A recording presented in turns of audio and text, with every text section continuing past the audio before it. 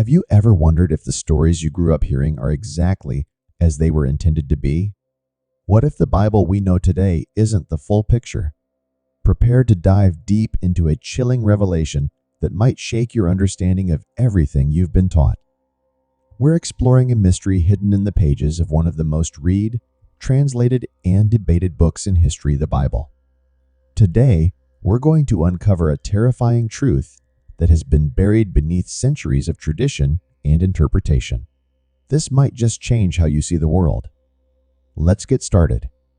Hey, let's talk about something a bit mind-blowing. Luke 8:17 says, "For there is nothing hidden that will not be disclosed, and nothing concealed that will not be made known and brought out into the open." Now, what if one of those hidden truths is something no one really wants to talk about? What if humanity was never meant to be here in the first place? Wait, before you think I'm diving into some crazy conspiracy, let me show you some ancient texts that suggest just that. I'm not talking about modern-day theories or fringe ideas. I'm talking about records that have been sitting in plain sight for thousands of years. Take the Enuma Elish, for example. It's one of the oldest creation myths, dating back to ancient Mesopotamia.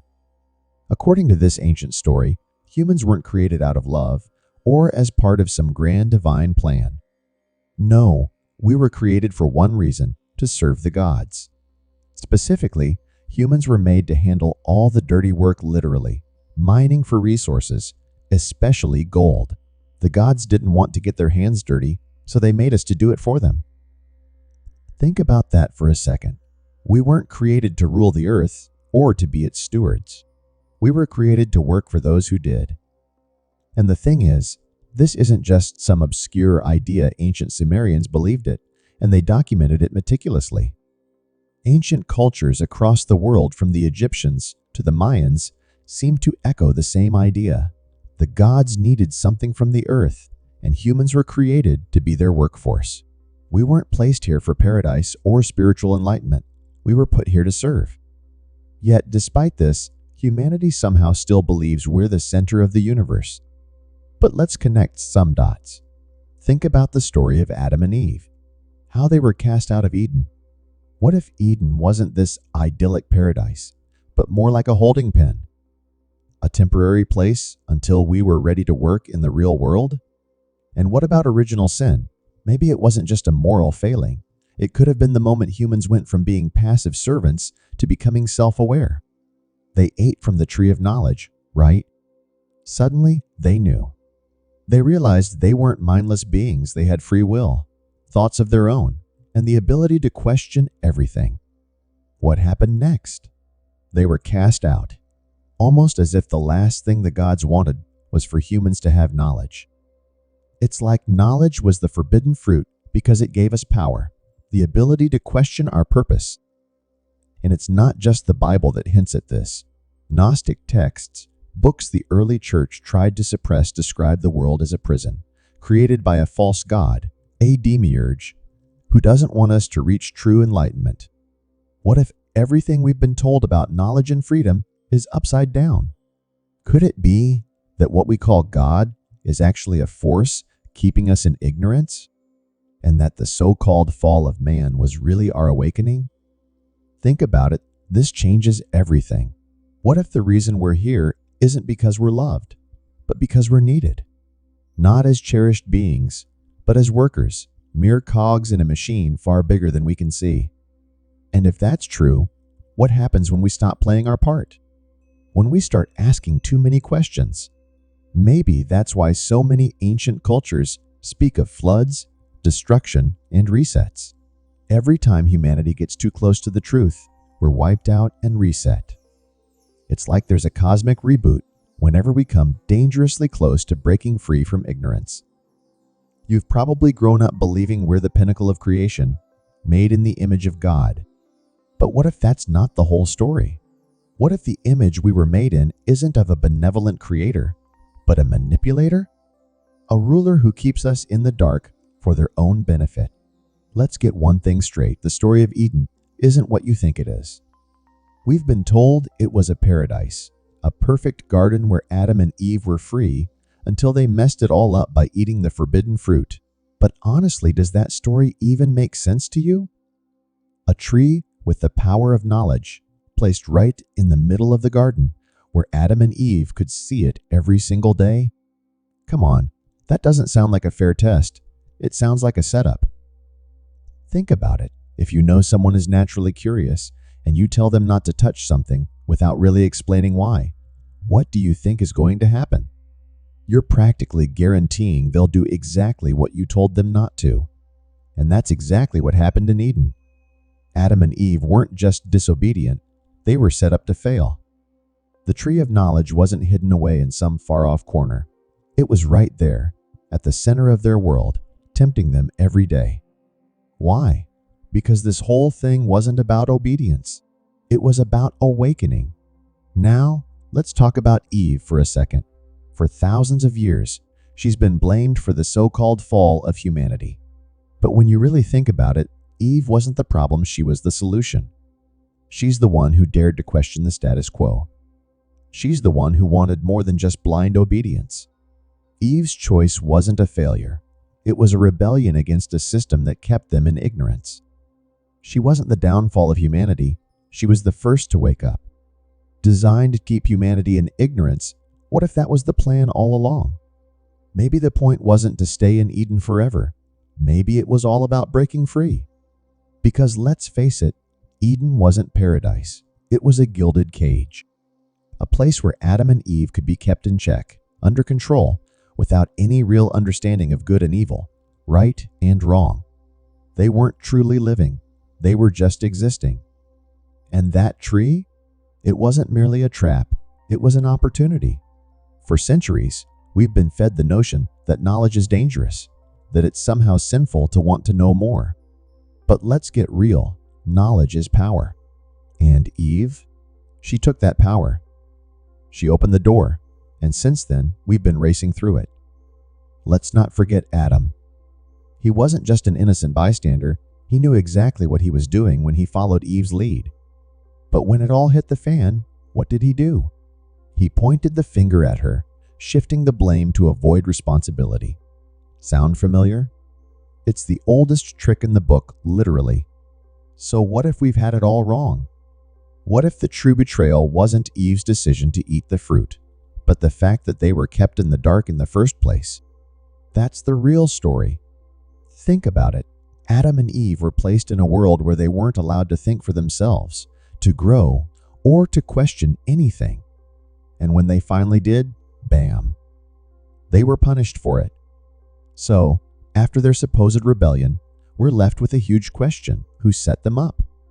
Who designed this entire system?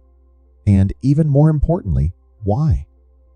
This brings us to the heart of it all, Yahweh. But here's something we don't hear nearly enough. Who exactly is Yahweh? We've been taught that Yahweh is this all-powerful, benevolent God, the creator of the universe and ruler of all things. But let's take a closer look. In the ancient world, Yahweh wasn't the only God in the mix, far from it. In fact, Yahweh was originally just one of many gods in a much larger pantheon. He wasn't even at the top of the hierarchy, at least not at first. You see, ancient civilizations like the Canaanites and early Hebrews didn't worship a single deity. They had an entire lineup of gods, each with their own distinct roles. Yahweh was originally just a regional deity, a god of storms and war. That's right, storms and war, not the creator of everything. He was a powerful god among many, all vying for dominance. So how did Yahweh go from being just one of many to the singular supreme deity we know today? From one of the gods to the god, it's a story steeped in power, politics, and control. As the Hebrews evolved into a more centralized society, Yahweh's role shifted dramatically. He was elevated above all other gods, gradually transforming into the supreme deity. But here's the twist. This elevation didn't happen because Yahweh was suddenly recognized as the ultimate creator. No, it was politically convenient. One God, one nation, that's how you unify people. However, this transformation came with a catch. The other gods didn't just vanish. They were demonized, rewritten, or simply erased. Ever heard of Baal? In earlier texts, Baal was a rival god, often portrayed negatively in the Bible. But he wasn't originally evil, he was just competition. Yahweh needed to be the sole focus of worship, and that meant eliminating the competition. Now let's unpack what this really means.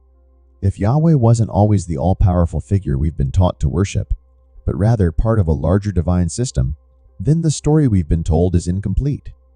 What does that say about the version of God we've accepted? If Yahweh had to fight for his position at the top, does that make him the ultimate source of creation, or just the most powerful among many? And it doesn't stop there. Ancient texts describe Yahweh as jealous and demanding, often portrayed as needing constant loyalty and obedience, punishing anyone who dared to worship other gods. Why the paranoia if you're the all-powerful creator? Maybe, just maybe, Yahweh's power isn't as absolute as we've been led to believe. Perhaps he wasn't the one and only God, he was just the God who won. Let's cut through the nonsense for a moment. If the world was created by a loving, omnipotent God, why is it filled with so much pain, suffering, and chaos? Seriously, what's the deal? We have disease, death, wars, and natural disasters. None of it makes sense if this world was meant to be some kind of divine paradise. Masterpiece? Here's where it gets even stranger. Almost every ancient tradition, from the Bible to the Gnostics, hints that this world isn't perfect. In fact, some flat out say it's flawed. According to mainstream religious teachings, we're told that the suffering in the world is the result of the fall. Adam and Eve's mistake brought pain and death into existence. But let's pause and think about that for a moment. Why would one mistake, one act of disobedience, justify the level of suffering we see today? It just doesn't add up. If an all-powerful, all-knowing God wanted to punish Adam and Eve, why not just deal with them directly? Why curse every single human being that came after? Seems like overkill, doesn't it? What if the suffering we experience isn't just the consequence of a single act of disobedience, but actually a design feature of the world? What if this world wasn't created perfect to begin with? Some ancient texts, like the Gnostic writings, take this idea even further. They suggest that the world was created by a lesser, flawed God, a being who craved control, one who lacked the wisdom or power to craft a truly perfect universe. They called this God the demiurge, and they believed this being trapped humanity in a flawed reality. Imagine human souls trapped in the material world, kept ignorant and bound to the physical realm. And guess what? This aligns perfectly with the reality we live in. We're constantly fighting for survival, grappling with suffering and death, and searching for meaning in a chaotic universe. It's almost as if the world was designed to keep us stuck struggling endlessly, but never truly grasping the bigger picture. The Gnostics weren't shy about this. They believed the material world was a prison, and the true God, the higher power, wasn't the one who created it. Instead, they viewed this world as the handiwork of a flawed creator. Now, let's think back to the story of the Garden of Eden. What if this wasn't just a moral tale about disobedience? What if it served as an explanation for why our world is so broken? When Adam and Eve ate from the tree of knowledge, they didn't merely disobey, they woke up. They became aware of their entrapment in a world of suffering. But instead of guiding them to freedom, Yahweh cast them out into an even harsher existence filled with labor, pain, and death. All right, let's talk about Jesus. We've been taught this straightforward narrative that Jesus came to save humanity. But what if there's more to the story? Jesus came to save us from sin, redeem us from the fall, and offer us eternal life. But what if, instead of being the ultimate plan of redemption, Jesus' mission was actually a wake-up call to the manipulation that had been happening all along? He wasn't just some passive figure preaching love and forgiveness. He was a radical. He challenged the religious authorities, questioned the status quo, and preached about a kingdom that wasn't of this world. When you take a closer look at his teachings, it's clear Jesus wasn't merely offering a ticket to heaven. He was revealing that this world, dominated by suffering and control, isn't the real reality. He was trying to show us that we were trapped in a system never designed for our benefit. Let's dig deeper. In the Gnostic texts, which the early church deemed heretical and banned, Jesus is portrayed not as the son of a vengeful God seeking to punish humanity, but as a messenger from the true God. According to these texts, he wasn't sent to make us obedient followers of some cosmic overlord. He came to free us from the control of the false god, the demiurge, the very one who allegedly created this flawed material world. We're stuck in this broken world, and Jesus kept talking about the truth, how it would set us free. But free from what exactly? The Gnostics believed that the truth reveals our divine nature. We're not just physical beings trapped in this flawed existence, but sparks of a higher reality imprisoned by a false creation. And who's keeping us in that prison? The very forces that humanity has been worshiping for millennia. In these texts, Jesus isn't asking us to follow blindly. He's urging us to wake up to the bigger picture.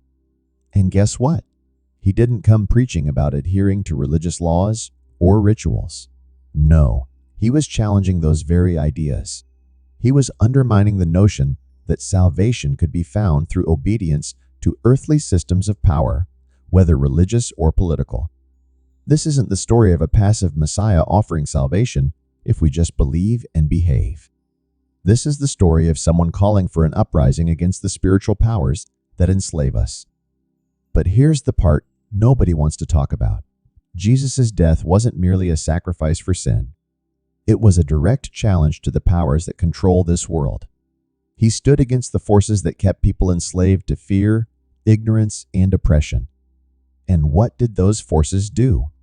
They tried to silence him. Because what's more threatening to a system built on control than someone boldly declaring that people don't have to play by the rules anymore? Here's a question that doesn't get asked nearly enough. What if humans aren't just a divine creation, but a hybrid race, part human, part divine? This idea isn't as far-fetched as you might think. We see hints of it all over ancient texts, especially in Genesis 6, which speaks of the sons of God coming down to earth, seeing the daughters of men, and taking them as wives. The result? The Nephilim giants and heroes of old, a race of beings that weren't fully human. These sons of God aren't just some abstract metaphor. They're often interpreted as fallen angels, divine beings, who stepped out of their heavenly roles and decided to engage with humanity in a tangible way. But they didn't just interact. They created offspring. Welcome to Blessovia Science TV, where we take you on an exhilarating journey through the cosmos and unravel the mysteries of science. We are excited to offer you the opportunity to become a valued member of our ever-growing community of cosmic enthusiasts and knowledge seekers. Exclusive access to cosmic content. As a member of Blessovia Science TV, you will gain exclusive access to a treasure trove of cosmic content, including documentaries, interviews with leading scientists, space missions updates, and awe-inspiring visualizations of the universe, live Q, and sessions with experts. Your membership will grant you the chance to participate in live Q and sessions with renowned scientists, astronomers, and space explorers. Get your burning questions answered by those who push the boundaries of human knowledge. Embark on a journey that spans the cosmos and join us in unraveling the secrets of the universe.